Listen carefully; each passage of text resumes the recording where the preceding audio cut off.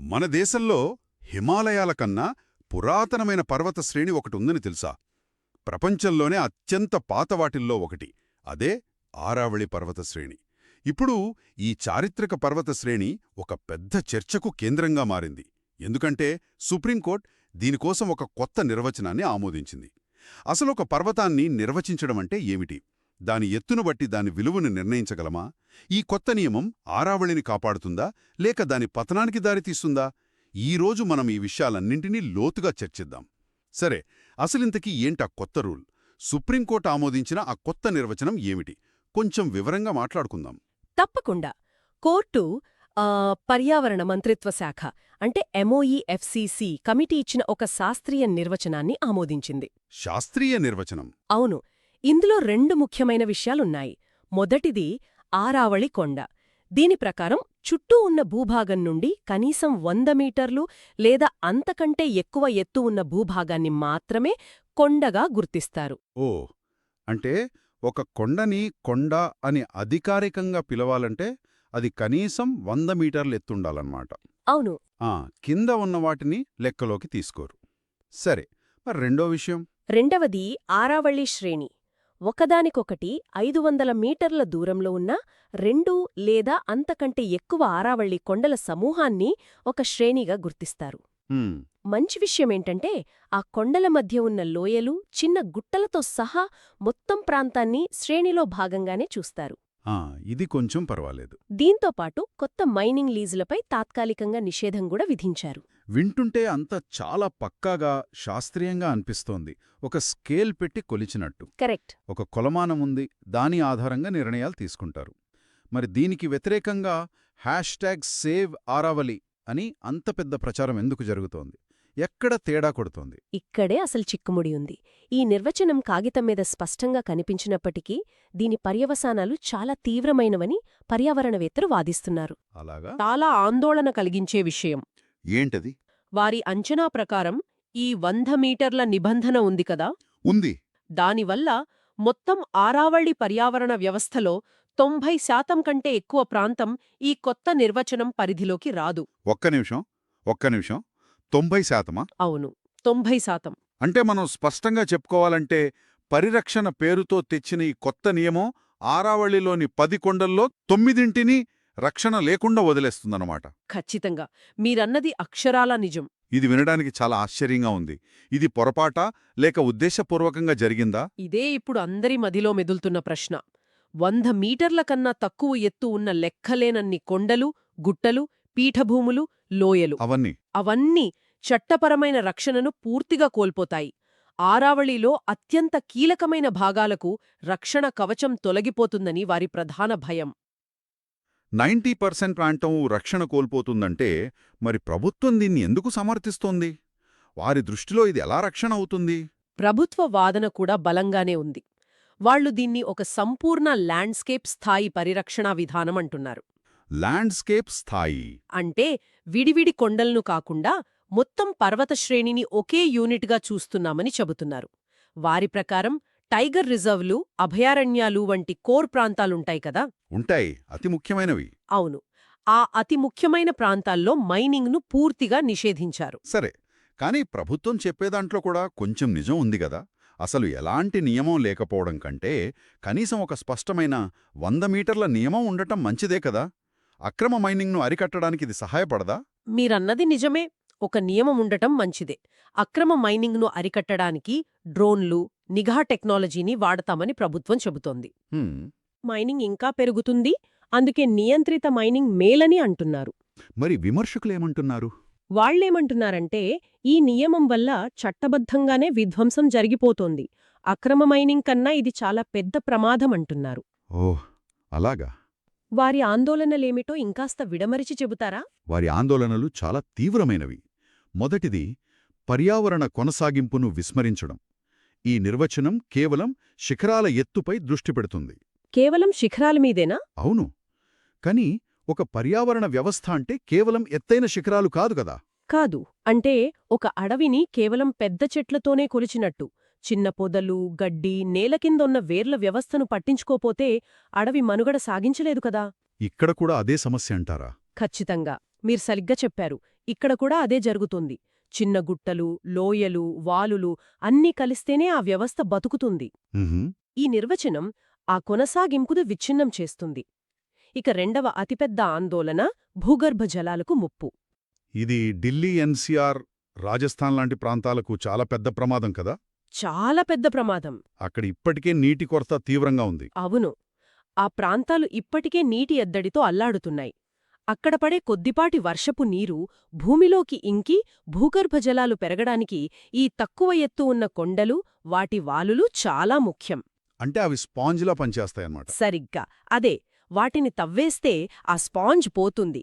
నీరు ఇంకే ప్రక్రియ ఆగిపోయి నీటి మట్టాలు మరింత వేగంగా పడిపోతాయి. అంటే తాగడానికి నీళ్లు కూడా దొరకని పరిస్థితి వస్తుంది. ఎడారీకరణ గురించి కూడా ఆందోళనలున్నాయి కదా. అదే మూడో ప్రధాన ఆందోళన. ఆరావళి పర్వతాలు థార్ ఎడారి తూర్పువైపు విస్తరించకుండా ఒక సహజమైన గోడలా పనిచేస్తాయి.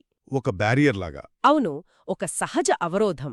ఈ పర్వతాలు బలహీనపడితే ఆ అవరోధం తొలగిపోతుంది. అంటే ఆరావళి బలహీనపడితే థార్ ఎడారి నుండి వచ్చే దుమ్ము, ధూళి నేరుగా మన నగరాల్లోకొచ్చేస్తుందన్నమాట. కరెక్ట్. గాలి కాలుష్యం ఇంకా పెరిగిపోతుంది. ఖచ్చితంగా. ఇసుక తుఫానులు పెరిగి సారవంతమైన భూమి క్షీణించి ఢిల్లీ, ఎన్సీఆర్ వంటి ప్రాంతాలలో వాయు కాలుష్యం ఊహించనంతగా పెరిగిపోతుంది. అయ్యో. చివరిగా జీవవైవిధ్య నష్టం. చిరుతపులులు, తోడేళ్లు వంటి వన్యప్రాణుల సంచార మార్గాలు అంటే కారిడార్లు ఈ కొండల గుండానే వెళ్తాయి. వాటిని ముక్కలు చేస్తే ఆ జంతువుల మనుగడకే ప్రమాదమేర్పడుతుంది. మీరు చెబుతున్నది వింటుంటే నీటి సమస్య, ఎడారీకరణ, జీవవైవిధ్య నష్టం ఇవన్నీ చూస్తుంటే మనం కేవలం కొన్ని కొండల గురించి మాట్లాడటం లేదనిపిస్తోంది. ఈ ఆరావళి వ్యవస్థకు ఇంతకంటే లోతైన ప్రాముఖ్యత ఉందా? అసలు ఏమిటిది? ఎందుకింత ముఖ్యం? ఖచ్చితంగా. ఆరావళి విలువను కేవలం మీటర్లతో కొలవలేం. భౌగోళికంగా చూస్తే ఇది ప్రపంచంలోని పురాతన పర్వత వ్యవస్థలలో ఒకటి. పురాతనమైనదా? అవును. దాదాపు 2000 మిలియన్ సంవత్సరాల క్రితం భూమిపై జీవం ఇంకా ప్రాథమిక దశలో ఉన్నప్పుడు ఇది ఏర్పడింది. 2000 మిలియన్ సంవత్సరాల? హిమాలయాల కన్నా పాతవా? అంటే మనం భూమి చరిత్రలో చాలా వెనక్కి వెళ్తున్నాం. ఎంతో వెనక్కి. హిమాలయాలు కేవలం 50-60 మిలియన్ సంవత్సరాల క్రితం పుడితే ఆరావళి వాటికి తాతలాంటిది. వావ్. గుజరాత్ నుండి ఢిల్లీ వరకు దాదాపు 800 కిలోమీటర్ల మేర ఇది విస్తరించి ఉంది. మౌంట్ అబూలోని గురుశిఖర్ దీనిలో ఎత్తైన శిఖరం. సరే, భౌగోళికంగా దాని ప్రాముఖ్యత అది. మరి పర్యావరణ పరంగా దాని పాత్రేమిటి? పర్యావరణపరంగా ఇది ఉత్తర భారతదేశానికి ఊపిరితిత్తులు వంటిది. ఊపిరితిత్తులా? అవును. ఇది థార్ ఎడారి నుండి వచ్చే ధూళిని, ఇసుకను అడ్డుకుని ఒక కవచంలా పనిచేస్తుంది. స్థానిక వాతావరణాన్ని స్థిరీకరించడంలో, ఋతుపవనాలను ప్రభావితం చేయడంలో దీని పాత్ర చాలా కీలకం. ఇక నీటి భద్రత విషయానికొస్తే ఇది సబర్మతి, లూని వంటి అనేక నదులకు ప్రధాన నీటి వనరు. సంవత్సరానికి 500-700 మిల్లీమీటర్ల వర్షపాతం మాత్రమే పొందే పాక్షిక శుష్క ప్రాంతంలో ఇదొక జీవనాడి. మీరు దీనిని ఉత్తర భారతదేశానికి ఊపిరితిత్తులు అన్నారు, నదులకు జీవనాడి అన్నారు. ఇది పర్యావరణ కోణం. కాని ఈ ప్రాంతంలో ప్రజలు కూడా నివసిస్తున్నారు, పరిశ్రమలున్నాయి. వారి జీవితాలతో, మన సంస్కృతితో దీనికున్న సంబంధమేమిటి? చాలా మంచి ప్రశ్న. ఆరావళి కేవలం పర్యావరణ అద్భుతం కాదు. ఆర్థికంగా ఈ ప్రాంతం ఖనిజాలకు నిలయం. జింక్, సీసం, పాలరాయి వంటి 70కి పైగా రకాల ఖనిజాలిక్కడ లభిస్తాయి. 70కి పైగానా? అవును. అదే సమయంలో ఇది మన సాంస్కృతిక వారసత్వానికి కూడా కేంద్రం. చిత్తోర్గఢ్, కుంభాల్గఢ్ వంటి యునెస్కో ప్రపంచ వారసత్వ ప్రదేశాలు. అవును. పుష్కర్, అజ్మేర్ షరీఫ్ వంటి పవిత్ర పుణ్యక్షేత్రాలు కూడా ఇక్కడే ఉన్నాయి. అంటే ఇది పర్యావరణం, ఆర్థికం, సంస్కృతి ఈ మూడింటినీ కలిపి ఉంచే ఒక జీవనాడి. అంటే ఇది ఒకేసారి పర్యావరణ కవచం, ఆర్థిక వనరు, సాంస్కృతిక వారసత్వం. ఇంతటి ప్రాముఖ్యత ఉన్న వ్యవస్థ ఇప్పటికే ప్రమాదంలో ఉందని విన్నాను. ఈ కొత్త తీర్పు రాకముండే పరిస్థితి ఎలా ఉండేది? అవును, ఇది చాలా ముఖ్యమైన విషయం. ఈ కొత్త నిర్వచనమనేది ఉన్న సమస్యను మరింత జటిలం చేస్తుంది. దశాబ్దాలుగా అటవీ నిర్మూలన, అక్రమ మైనింగ్, పట్టణీకరణ వల్ల ఈ పర్వత శ్రేణి తీవ్రంగా దెబ్బతింది. ఎంత తీవ్రంగా? కొన్ని నివేదికల ప్రకారం రాజస్థాన్లోని కొన్ని కొండలు అక్షరాల కనుమరుగయ్యాయి. కనుమరుగయ్యాయా? అవును. మ్యాప్లో ఉన్న కొండ నిజ జీవితంలో లేదు. ఇది నేలకోతకు, భూగర్భ జలాల నష్టానికి, మరియు ముఖ్యంగా ఢిల్లీ ఎన్సీఆర్లో తీవ్రమైన వాయు కాలుష్యానికి ఇప్పటికే దారితీసింది. ఓ ఇప్పుడు ఈ కొత్త నిర్వచనం మిగిలి ఉన్న కొండలకు కూడా ముప్పు తెస్తుందని పర్యావరణవేత్తల ఆందోళన. పరిస్థితి ఇంత తీవ్రంగా ఉంటే ఇక ఆశ వదులుకోవాల్సిందేనా లేక ఈ సమస్యను ఎదుర్కోవడానికి ఏమైనా ప్రయత్నాలు జరుగుతున్నాయా? లేదు. ఆశ అయితే ఉంది. కొన్ని ఆశాజనకమైన కార్యక్రమాలు మరియు సిఫార్సులున్నాయి. వీటిలో అత్యంత ముఖ్యమైనది, ప్రతిష్టాత్మకమైనది Aravalli green wall project. Green wall గోడ అంటారేంటి? అంటే నిజంగా పచ్చటి గోడ కడుతున్నారా? పేరుకు గోడే కాని ఇది చెట్లతో నిర్మించే గోడ. ఆసక్తికరంగా ఉంది. ఆఫ్రికాలో ఎడారీకరణను అరికట్టడానికి నిర్మించిన గ్రేట్ గ్రీన్ వాల్ స్ఫూర్తితో మన పర్యావరణ మంత్రిత్వ శాఖ దీన్ని ప్రారంభించింది. దీని లక్ష్యం చాలా పెద్దది. ఎంత పెద్దది? గుజరాత్ నుండి ఢిల్లీ వరకు ఆరావళి శ్రేణి వెంబడి 1400 కిలోమీటర్ల పొడవు, 5 కిలోమీటర్ల వెడల్పుతో ఒక పచ్చని కారిడార్ను నిర్మించడం దీని లక్ష్యం. 1400 కిలోమీటర్ల ఇది చాలా పెద్ద ప్రాజెక్ట్. ఇది నిజంగా సాధ్యమేనా? ఇది చాలా పెద్ద సవాలు, కానీ సాధ్యమే. 2027 నాటికి అటవీ నిర్మూలన వల్ల క్షీణించిన 1.1 మిలియన్ హెక్టార్ల భూమిని పునరుద్ధరించాలని లక్ష్యంగా పెట్టుకున్నారు. హ్మ్. ఈ గ్రీన్ వాల్ ఇసుక తుఫానులను అడ్డుకుంటుంది, గాలి నాణ్యతను మెరుగుపరుస్తుంది మరియు వాతావరణ మార్పులనెదుర్కోవడానికి సహాయపడుతుంది. ఇది నిజంగా గొప్ప ఆలోచన. కానీ కేవలం చెట్లు నాటితే సరిపోతుందా? మైనింగ్, నీటి సమస్యల మాటేంటి? సరిపోదు.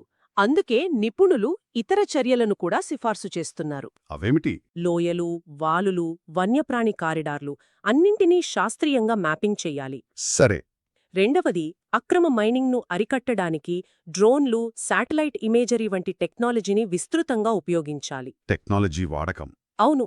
అన్నింటికన్నా ముఖ్యంగా స్థానిక సమాజాలను భాగస్వాముల్ని చెయ్యాలి.